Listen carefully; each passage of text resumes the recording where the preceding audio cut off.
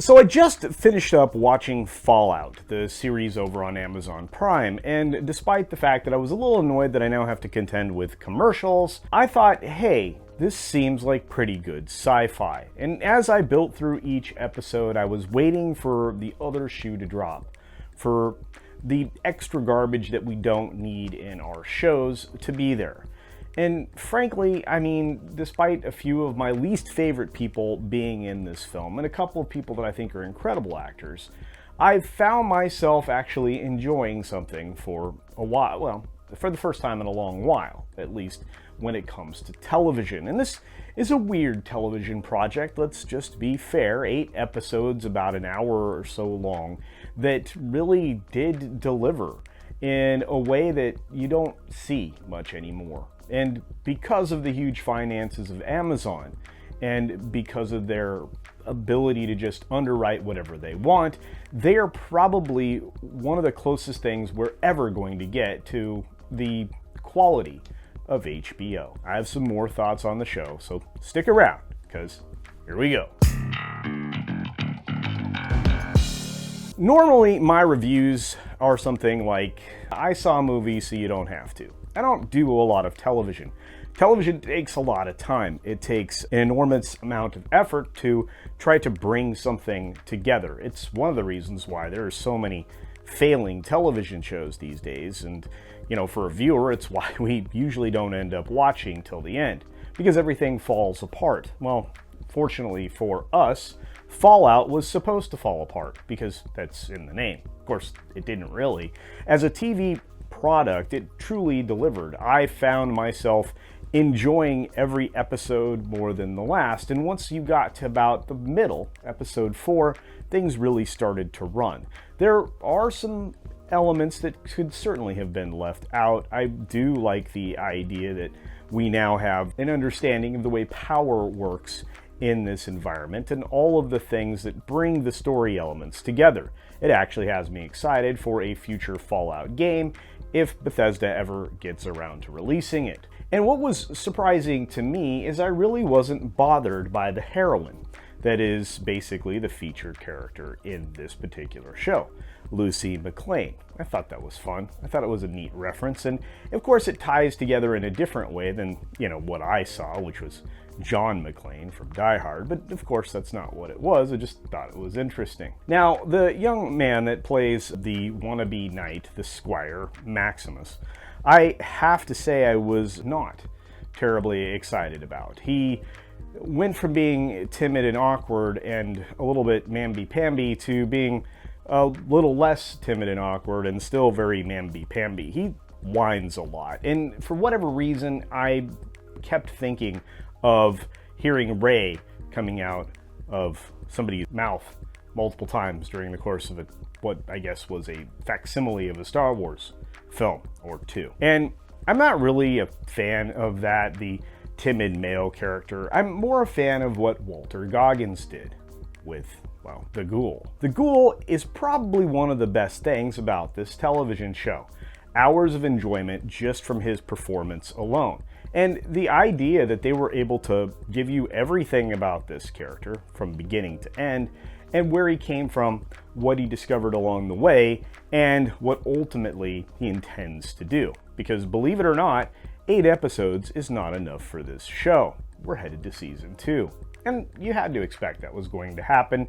What I didn't expect is what we got. Amazon released the series early, and they did it all at once, which will do wonders for their initial numbers, but it's not going to sustain them long term. I feel like they need to lean into the episode by episode model where they drop once a week, rather than the binge model that Netflix seems to favor once more. I think the staying power of a show is reliant on releasing it incrementally, because nobody is going to water cooler this show for months on end if they saw it all at once. It's going to be a topic of conversation over the course of a week, this week, and then it will dissipate and be no more until the next season comes out. So if you're listening, Amazon, and I know a couple of you have, try to reconsider the episodic release of once a week so that you can extend the enjoyment of the audience, but B, the relevance of your program. And I think that I speak for a lot of fans when I say I can't usually watch it all at once, and when you do it that way, it makes it harder for me to avoid spoilers, which, if you've noticed during the course of this video, I'm trying not to do. This show clearly differs from a lot of the recent entertainment that I've been consuming and reviewing. I have been uninterested in what's been offered, not just because of the modernity that's involved, but just because of the poor writing, dialogue, and many other choices made along the way. You can make something look beautiful, and for the aesthetic they're going for with Fallout, it's gorgeous. But just making something pretty isn't going to make it beloved. Beloved comes from well-crafted characters, very good dialogue, and in this case, some of the elements of sci-fi that have been missing from a lot of quote-unquote sci-fi shows. The characters are given a rich story, one that you can easily follow. Lucy's brother is turned into something quite interesting from the middle to the end. The background and the things that are going on in the background for the Vault Dwellers is also fascinating and gets explored in the second part of the series from episode 5 forward. There's a lot of stuff that goes into this, and a lot of it plays well with the lore. Although there are a couple of things that has taken us outside of that, but for the most part, there's an interesting storyline with the Brotherhood of Steel. In fact, there's so many different intertwining stories, you feel like you're watching, well, the first season of Westworld. And there's a reason for that. It's coming from the same place, the executive producers, of course, Nolan and Joy. And while they did destroy that show over time, maybe this time around they've learned something, and they'll lean a little farther away from the powerful lady phenomenon that they think is a selling point to what they do. This isn't necessarily devoid of those things. I would say that you are going to see, wham and power, but in a hardy world that requires that for survival, it sort of makes sense. And Lucy's journey to go from A to B and be a little bit more aggressive as a female, well, took the whole season, and she mastered it. One last thing, and this is about one of the actors I think is very talented, is McLaughlin. I am impressed at how he is able to play a role to the bone. He appears in the first episode as the Overseer, and I think you're overjoyed to see him, but for an entirely different reason. And again, I'm trying to avoid spoilers here. So for those of you who are worried about checking out this show and have heard other people say some things that sound, well, quite different than I do right now, I will let you know there's not anything that's terribly overt.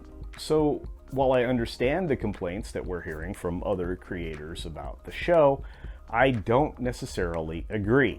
Again, there are some elements in there because they have to. There is some forced things that have to be in modern entertainment, and that's the modernity that this thing suffers from. But overall, I've actually quite enjoyed the show. Now, it's going to put me at odds with some people. We'll have some interesting conversations, and perhaps they can lead me to their side of the conversation. I don't know how, because despite the fact that there are those few elements that people are going to outline, this doesn't really lean all that far into that, and that's rare these days. So, I think if you give the first 4 episodes a try, you may find yourself finishing the last 4 episodes. So now we've come to the part of the video where I ask you, what do you think? Have you seen the show yet? Are you willing to give it a chance? Do you have Amazon Prime, or would it be something you'd have to pay for? And if you did see it, can you tell me what your rating is? Because I really want to know if, we're in line on this one. Because if we're not, I need to go back and try to figure out where I missed things. I don't think I did. So let me know your thoughts down in the comment section below. And hey, if this is your first time here, if it's your first video or your 1000th, and you still see a little red subscribe button down below there, please just click it. It's free. Maybe you have to sign up for an account. That's fine. Please do so, because I am trying to get to 25K, and the folks that run the algorithm don't really like me right now. I wonder why. As always, be sure to take care of yourself, take care of others, and until next time, almost forgot. What do I rate the show? Believe it or not, I'm giving this a solid 8 out of 10. It's good sci-fi and there's excellent performances, which means it's a 4 out of 5 if you like my 5-star system. I think, again, for the humor, very dark, for the aesthetic, perfect, and for just a good story, this actually deserves that kind of rating. See ya. Monday morning, we catching up on the digits. Who took the top spot and who had to pivot? Millions in ticket sales, we're talking moolah. And if it take, well, they might call it a flop fuller. Box office rap, that's what we're about. Culture Casino, bringing the cloud. The highs and the lows, we're spitting the stats. Catching the trends and discussing the